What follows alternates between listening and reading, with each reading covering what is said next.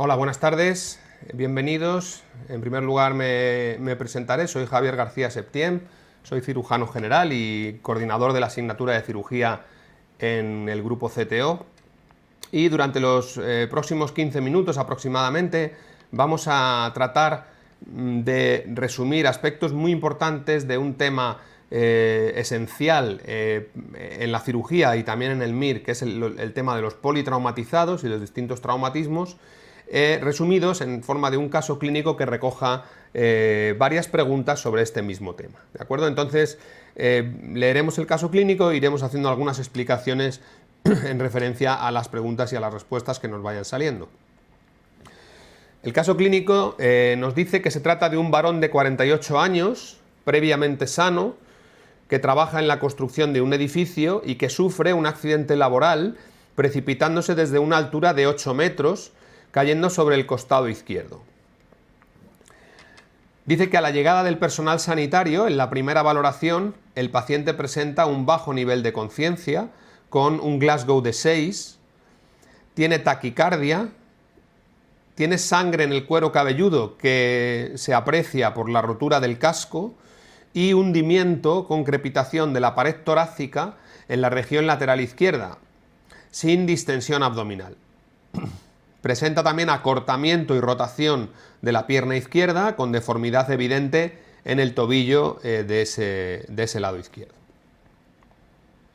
Bien, pues esto es el concepto de un politraumatismo. Un paciente, en este caso un paciente precipitado, que tiene múltiples traumatismos en distintas regiones, áreas anatómicas y que tenemos que intentar entender o comprender cómo vamos a tratar globalmente al paciente con un orden que ponga, digamos que ponga lo menos posible en riesgo su vida, ¿vale? Porque las actuaciones en estos casos han de ser digamos, muy sistematizadas y de manera que la mayor parte de los pacientes se beneficien de un tratamiento escalonado por etapas, ¿vale?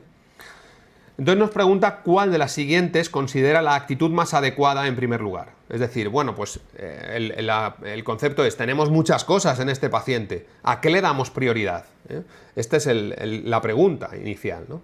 Esto lo han preguntado más de 10 veces en el MIR. Esto es algo importantísimo, ¿no? Entonces, respuesta número 1, retirar el casco y hacer un vendaje compresivo. Respuesta número 2, oxígeno a alto flujo y vías periféricas para fluidoterapia. Respuesta número 3, collarín cervical y fijador pélvico. Y la 4, intubación orotraqueal y ventilación mecánica.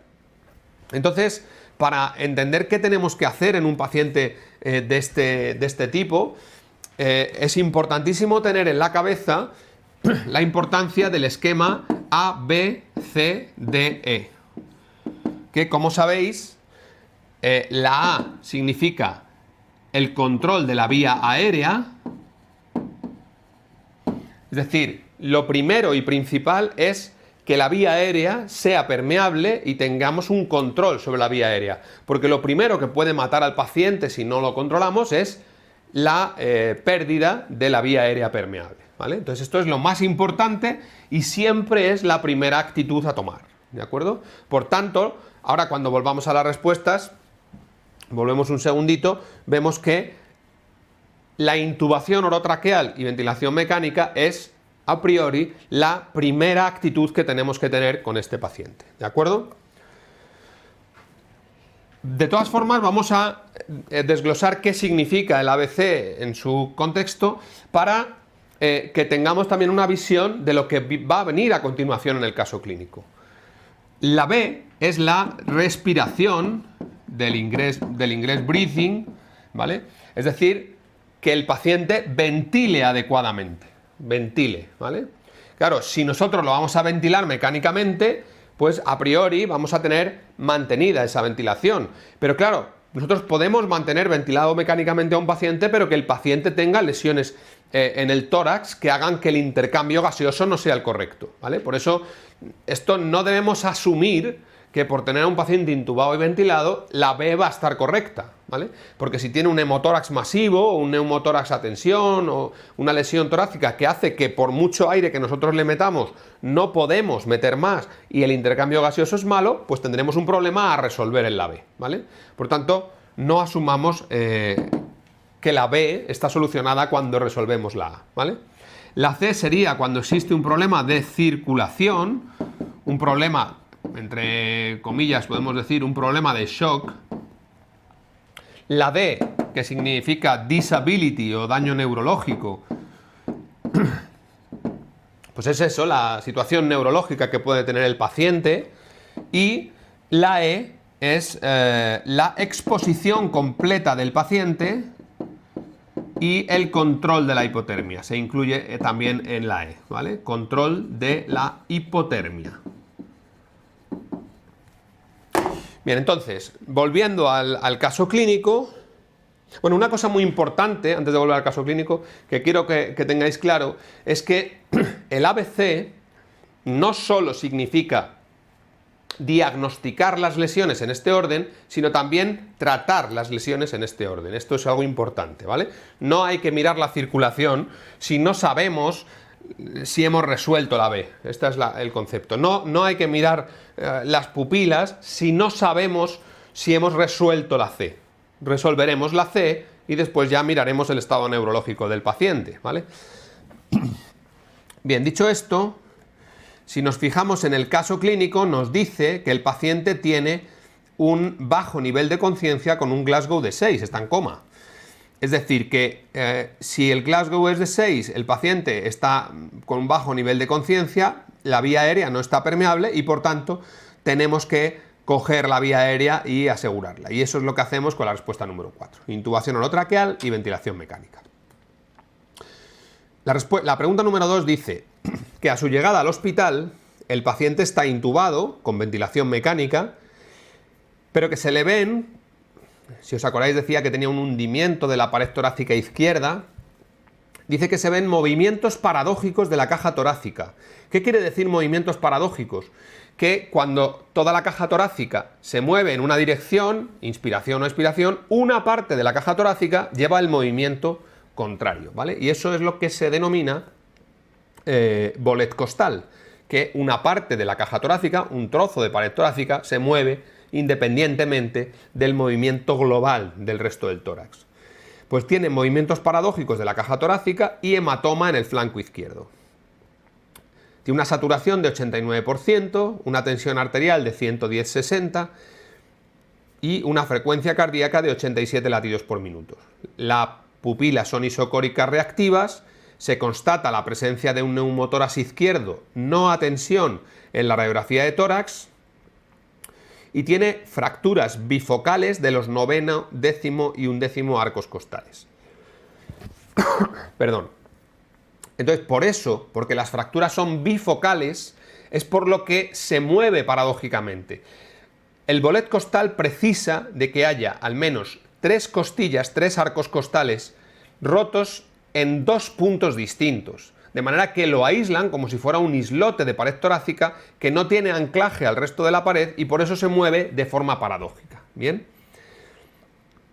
Bien, se realiza un body tag en el que se aprecia que tiene un hematoma cerebral, probablemente con contusión cerebral, probablemente por eso está en coma, un discreto hemotórax cuantificado en menos de 100 centímetros cúbicos, aparte del neumotórax que ya habíamos visto en la placa de tórax, una contusión pulmonar izquierda y bolet costal, que ya también lo sospechábamos por la exploración física.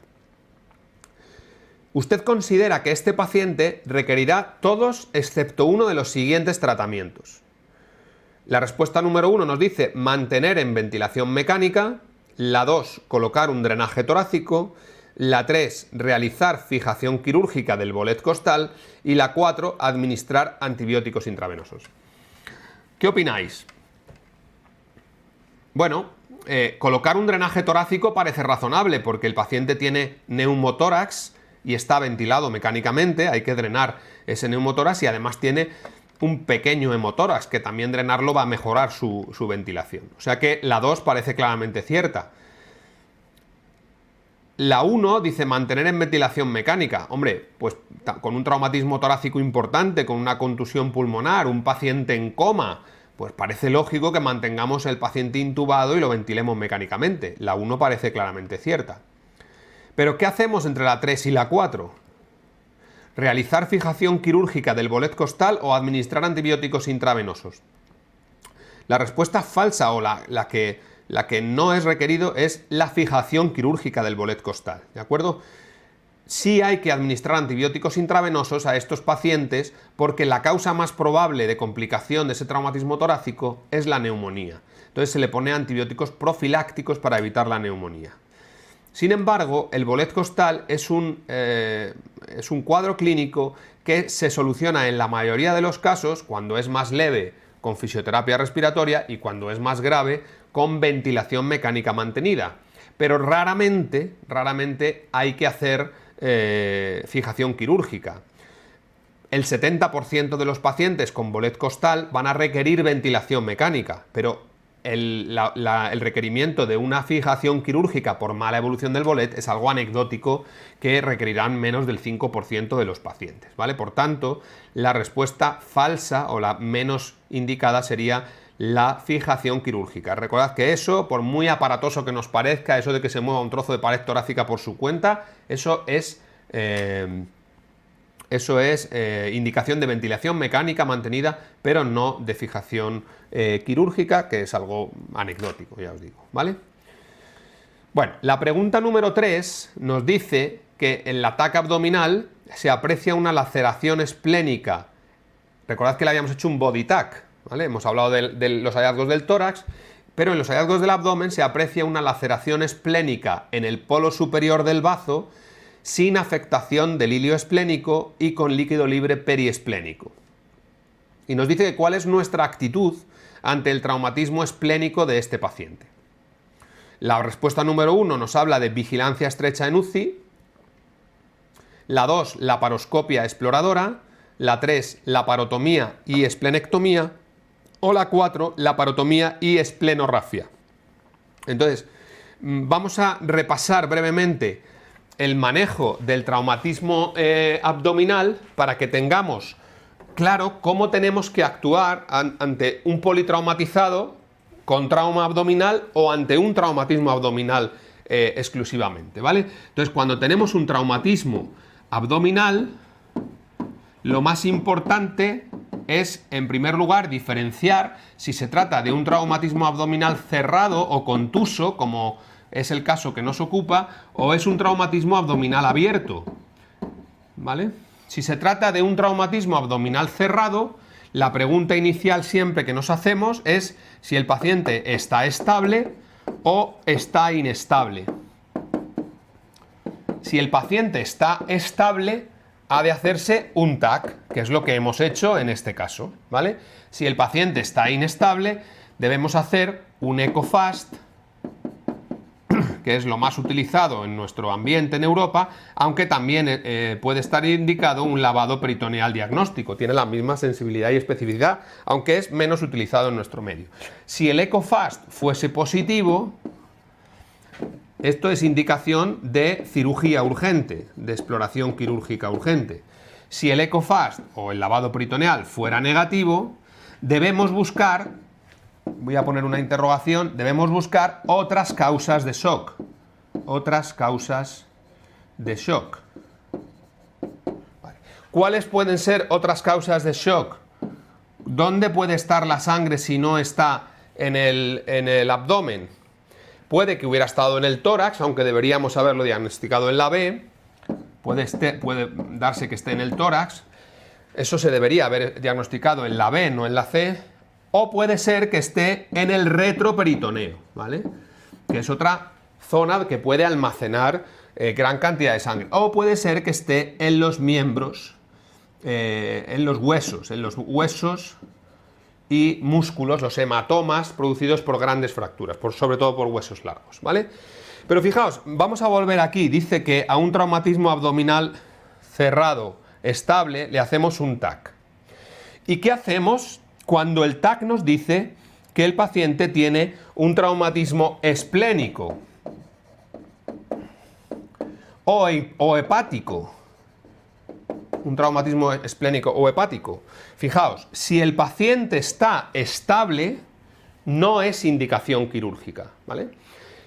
La mayoría de los traumatismos hepáticos y esplénicos, aunque tengan líquido libre intraabdominal, no son indicación quirúrgica porque paran de sangrar espontáneamente. Son lesiones graves que hay que vigilar en cuidados intensivos, pero no son indicación quirúrgica. La mayoría van a evolucionar bien con vigilancia y tratamiento no operatorio. ¿De acuerdo? Esto es muy importante porque la tendencia de uno es pensar, pues si se le ha roto el bazo habrá que quitárselo corriendo y tal. Pues no es así, ¿de acuerdo? La mayoría de las lesiones esplénicas, más del 90% de las mismas, sobre todo si no afectan al hilio esplénico, se van a resolver con tratamiento, con reposo, vigilancia, tratamiento no quirúrgico. ¿Bien? Y luego, en el traumatismo abierto, igualmente, tenemos que pensar fundamentalmente en si la herida es penetrante o no penetrante. Claro, si la herida es penetrante, esto es indicación de cirugía exploradora urgente. Sin embargo, si la herida no es penetrante, no hay que hacer nada. Entonces, el problema es que muchas veces no podemos asegurar que la herida sea o no sea penetrante. ¿Cómo podemos asegurarnos de esto? ¿Qué hacemos para asegurar si es penetrante o no? Podemos hacer un lavado peritoneal diagnóstico, podemos hacer un TAC abdominal o podemos hacer lo que yo creo que es más preguntable en el MIR, que es la laparoscopia exploradora, para observar si el peritoneo tiene alguna herida, lo que nos indicaría que efectivamente la herida es penetrante. ¿De acuerdo? Bien, volviendo al caso clínico, entonces decimos que como tiene una laceración esplénica en polo superior del bazo, sin afectación del hilio, con líquido libre periesplénico, pero, si os fijáis, el paciente tiene 110, 60, 87 latidos por minuto, no parece que haya inestabilidad, es un hallazgo que hemos visto en el TAC, pero no requiere una intervención quirúrgica por shock hemorrágico, ¿vale? Por tanto, la respuesta correcta será vigilancia estrecha en UCI, ¿vale? Recordad que siempre debemos sospechar este tipo de lesiones esplénicas en traumatismos costales bajos del lado izquierdo, al igual que debemos sospechar traumatismo hepático, laceraciones hepáticas, cuando hay traumatismos sobre los últimos arcos costales del lado derecho, ¿de acuerdo? Bien. Y por último, la pregunta número 4 nos dice que en el TAC también se aprecia un hematoma retroperitoneal tipo 3. Ahora repasaremos un poquito qué es esto, ¿vale? Y nos dice qué pensamos sobre el hematoma retroperitoneal tipo 3, ¿vale? Vamos a ver. Voy a volver al...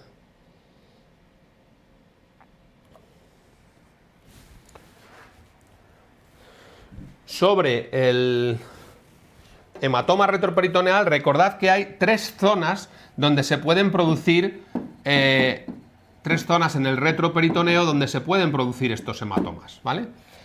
La zona central, que es lo que denominamos zona 1, la zona lateral, las zonas laterales, que es lo que denominamos zona 2, y luego la zona pélvica, que es lo que denominamos tipo 3, ¿vale? El hematoma retroperitoneal más frecuente es el tipo 3. ¿Cuál es la causa más frecuente del hematoma retroperitoneal tipo 3? La fractura pélvica, ¿vale? ¿Qué tenemos que saber entonces sobre la fractura pélvica? Yo creo que tenemos que saber fundamentalmente tres cosas. En primer lugar, que es importante saber cómo es esta fractura pélvica, si es estable. Si es una fractura estable, es decir, el hueso no genera inestabilidad, en cuyo caso no hay que hacer ninguna instrumentación para fijar la pelvis porque ya está estable, o si la pelvis es inestable, ¿vale? Si la pelvis es inestable, entonces aquí sí que hay que hacer algo para intentar que la pelvis se mantenga en su sitio, ¿no? Y la inestabilidad puede ser en el plano horizontal o en el plano vertical. ¿Qué quiere decir esto? Bueno, pensad que la pelvis es como un anillo, como si fuera un cilindro. Puede ser que el cilindro, si es un cilindro así, lo cortemos así, entonces se separe la parte de arriba de la parte de abajo, o puede ser que la pelvis se separe porque está rota delante y detrás, en cuyo caso se puede abrir, ¿vale? No es lo mismo que haya una inestabilidad en el plano horizontal a que también haya una inestabilidad en el plano vertical, ¿vale? Porque eso implica riesgos de sangrado y tratamientos diferentes. Cuando la inestabilidad es en el plano horizontal, lo que hay que hacer es cerrar la pelvis. Y para cerrar la pelvis basta con poner lo que llamamos una faja o una hamaca pélvica, ¿vale? Esto se puede tratar con una hamaca pélvica. Sin embargo, cuando hay una inestabilidad en el plano vertical, cuando hay fracturas a varios niveles y la pelvis se desplaza en sentido vertical, entonces necesitamos un fijador externo, ¿vale? Bien, pues esto también implica riesgo de sangrado pélvico, porque la mayoría de esas veces el sangrado ocurre por lesiones de las arterias ilíacas internas y de las arterias hipogástricas, ¿vale? Entonces, si volvemos al caso clínico, nos dice que busquemos la falsa respecto al hematoma retroperitoneal. Dice que la causa más frecuente es la afectación renal, que esto es falso. La causa más frecuente, ya hemos dicho, que del tipo 3 es el hematoma pélvico producido por fractura pélvica. Si es expansivo, se debe realizar exploración quirúrgica, esto también es falso. No se debe abrir un hematoma retroperitoneal, no se debe explorar quirúrgicamente, si es expansivo, se puede embolizar. Por eso dice la siguiente, que se realiza arteriografía para embolizar vasos sangrantes. Esa es la respuesta correcta. Y la 4 nos dice que se originan en lesiones de la arteria ilíaca externa. No es cierto, se originan generalmente en lesiones de las arterias ilíacas internas, ¿de acuerdo? Por eso la respuesta correcta será la 3. Se realizan arteriografías cuando el hematoma es expansivo, no se debe realizar apertura quirúrgica de ese retroperitoneo y la fractura pélvica, intentar fijarla para que pare de sangrar, ¿de acuerdo? Bueno, con estas 4 preguntas y este repaso yo creo que hemos hablado de 4 temas muy importantes en el manejo del politraumatizado. En primer lugar, el ABC. En segundo lugar, un cuadro muy importante de traumatismo torácico que es el bolet costal. En tercer lugar, cómo manejar un traumatismo abdominal cerrado y abierto. Y fundamentalmente, cómo se debe manejar un traumatismo hepático o esplénico que no inestabiliza, un paciente estable. Y en cuarto lugar, el problema de la fractura pélvica, el tipo de hematoma que produce y cómo tratarlo. Espero que os haya servido de resumen, que os ayude a consolidar conocimientos y nada más, mucha suerte.